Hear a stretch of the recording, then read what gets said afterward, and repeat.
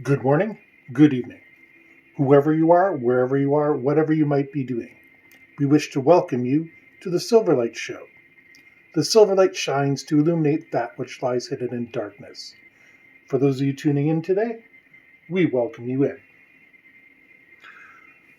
Rather odd tidbit of news came across my desk today. It's about a driver in Caledon. And this man was reported. Well, actually, it doesn't officially say whether it was a man or a woman, but the article implied it was a man. But he was pulled over by the police because they received reports that he was driving erratically. So right away you kind of get an idea of where today's show is going. But hang on, buckle up, it's a bumpy ride. This 58-year-old, important to note the age, this 58-year-old was so intoxicated when he opened the door, empty beer cans were falling out of his vehicle.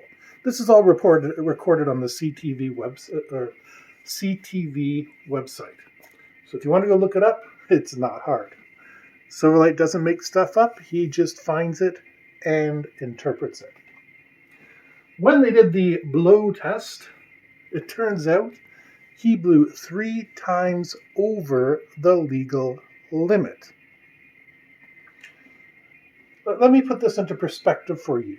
In order to blow over 0.08, you have to have about 7 drinks in 2 hours.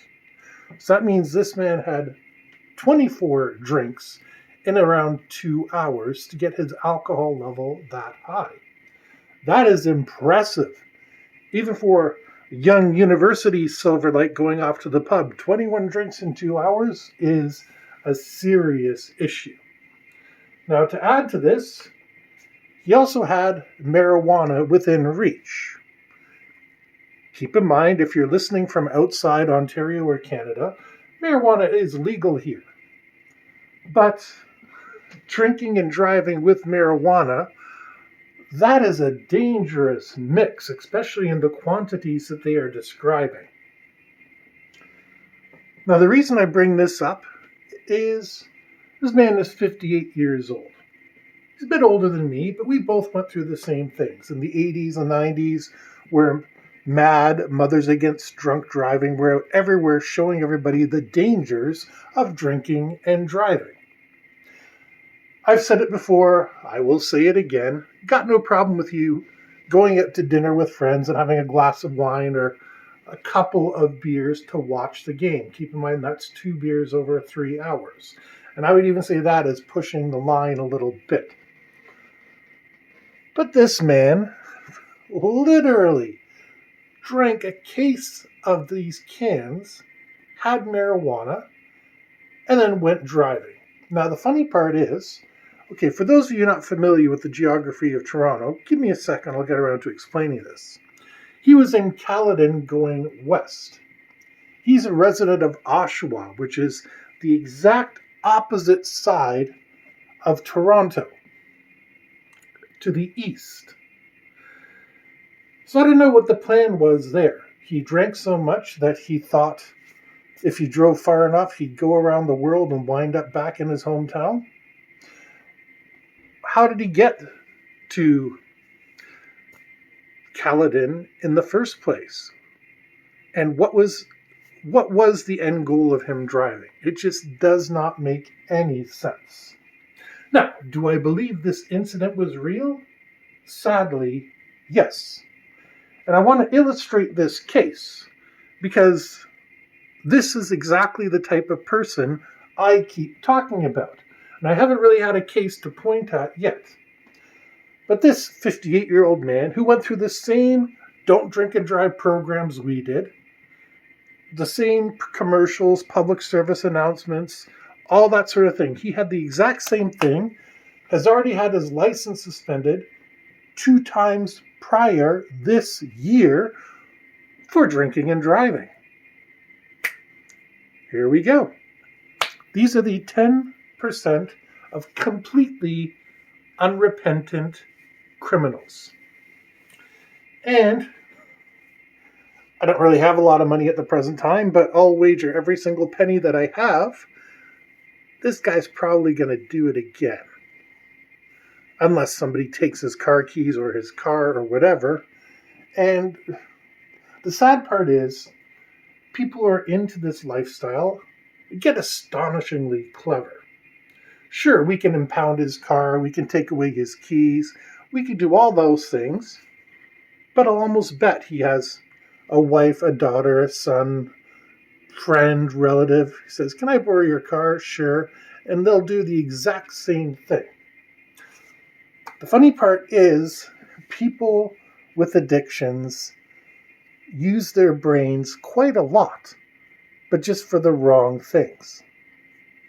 Now, if I was up with, I've actually done this before, and I hope anybody who has the ability would do the same. So that actually 2 years ago, before the pandemic started, I was out with a good friend of mine that I hadn't seen in a long time because life happens. And he said, "Oh, I can't really drink anymore because I have to drive." And I said, "My house is over there. Park your car there, come back here, and I'll have the next pitcher on the table. You're not going anywhere today, and the drinks are on me." And we had a good time. He crashed on the sofa, and the next day he went home clean, sober, everything else. Nobody got hurt.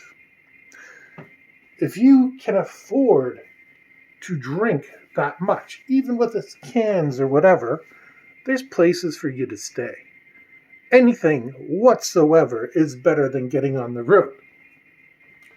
And personally, my experience, what I can infer that others have told me, when you mix alcoholic beverages and marijuana, you wind up getting very sleepy. So this man is already impaired, and he's putting himself into a narcoleptic state where at any point he could nod off. Now, going back to Oshawa, you can go across the 401, which is horribly crowded in case any of you are listening from outside Toronto, or you can take the 407, which is a private highway with tolls. It sounds good, but the people there habitually do 140 or 150. That's kilometers per hour. So I'm guessing that's like above 100 miles per hour. I can't really do metric to imperial conversions without a computer. Sorry, Silverlight was born into the metric system and is always going to be a metric system kind of person. But you can see all the red flags that are up here. Okay, let's pretend for a second this 58-year-old man is alone. He has no kids, no wife, nothing to consider, and maybe that's a driving factor behind why he's drinking. In which case, he's willingly putting other lives in danger. Again, I can understand. There are some situations where it might be necessary to drink and drive. But when you have two convictions, and when you're so egregiously above the limit, you know you're intoxicated. Again, back to university days, we used to have Cruisin' USA, the video game, in the pub. And we used to love it. You know why? Because it illustrated to us exactly how tough it was to drive when you were drunk. And it was a head-to-head game, so you could race your buddy and whatever. So you get one person, they had a couple drinks, and the other person didn't. And we were able to crash our cars and everything in late 1990s virtual reality, and it taught us a lesson. Don't drink and drive. I think perhaps this is something we could use. Now, all bars are not set up for this, and you wouldn't be able to put one into a restaurant that happens to serve alcohol.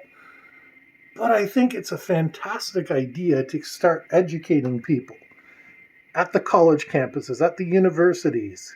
Get it into their heads that they do not do as well drinking and driving. Because we've gone as far as we can with advertisements. I've said this 1,000 times. You've reached everybody you're going to.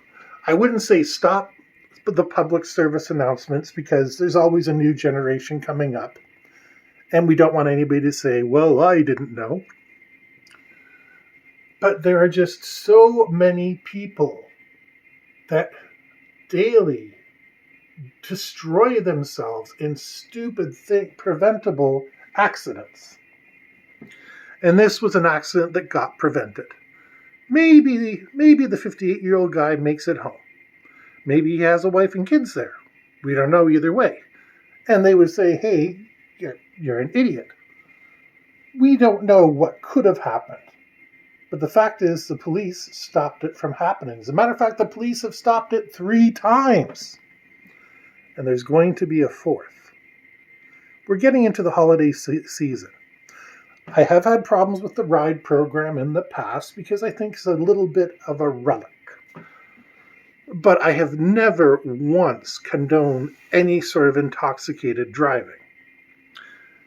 Now, intoxicated driving is really a fun subject because it's not just drinking alcohol or using marijuana or various uncontrolled substances and controlled substances, but lack of sleep is impaired driving. It's very rare a cop will give you a ticket for it, but you've seen your coworkers who come in barely able to function, and they're a waste of space for the whole day. Imagine them driving home in traffic. Impaired driving is simply distraction. Remember a number of years ago that lady sued McDonald's because a cup of coffee spilled on her lap. A cigarette is impaired driving.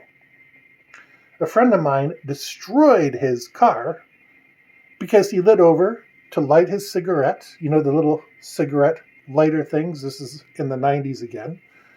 And for the time it took him to take his eyes off the road and to grab it in his hand, the bus in front of him had stopped and he crashed right into the rear of it. And those buses are reinforced on the rear and the front because transit companies expect you to hit there. That's how little attention it takes to go from driving along peacefully to winding up in danger. And also look at the crowd shot I'm giving you of my little Christmas tree off in the distance. The roofs are paved with snow. Remember just the other day I was talking about how people drive like idiots in this stuff? This is exactly what I'm talking about. A good driver on a good day is going to be able to avoid almost any accident you can imagine. An average driver, and keep in mind, most people think they're good drivers, and sadly the truth is most of us are not. I rate my skill differently because I say that I'm an average driver. I have places that I'm good, I have places I'm not so good, but I'm aware I'm not the best driver in the world. But other people say, oh, I'm the best driver, and I drive better when I'm drunk, and these are the people that wind up killing people. Oh, I can go 2 days without sleep and still go to work. Hey, I'm guilty of that too. And you know what? It is honestly one of the hardest things to drive anywhere when you are really bone dead tired. Impaired driving. This is the season when the ride programs are out. This is when the police are on red alert. Something that might not bother them in the summer, this is the season that they're going to jump on it. Because this is the time they get to show their statistics. And they need to buoy those statistics up. So please, if you drink, don't drive. If you use substances, make sure you know the potential side effects and how they affect you before you get behind the wheel. Whatever the reason for your season, I want you to enjoy that season alive, healthy, and out of the hospital. It's important because there's only one you.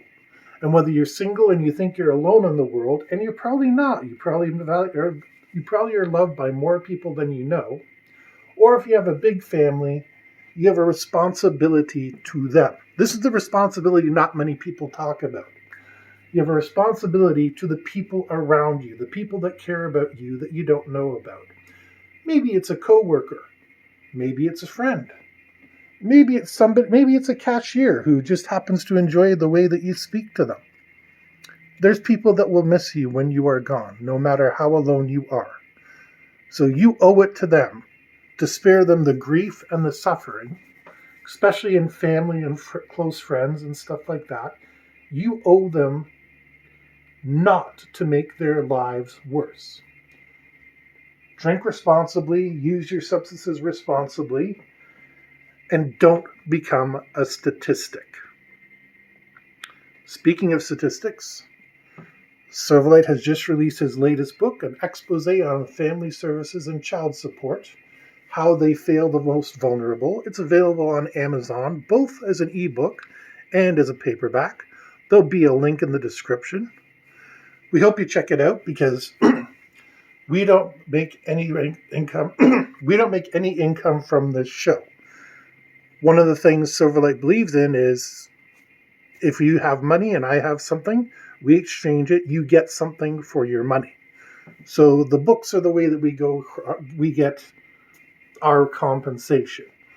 Take a look at it. There's several books in the description, but Family Disservices is the latest. There'll be more coming in the new year. Hopefully you can enjoy one of those and maybe make it part of your holiday season. It's definitely good for anybody going through a divorce or going through child support because it's going to illustrate exactly how the system works and give you a better understanding. We hope you enjoyed this episode of the Silverlight Show. If you did, please like, share, check out the merchandise available in the description below, subscribe, and we hope you have a fantastic day.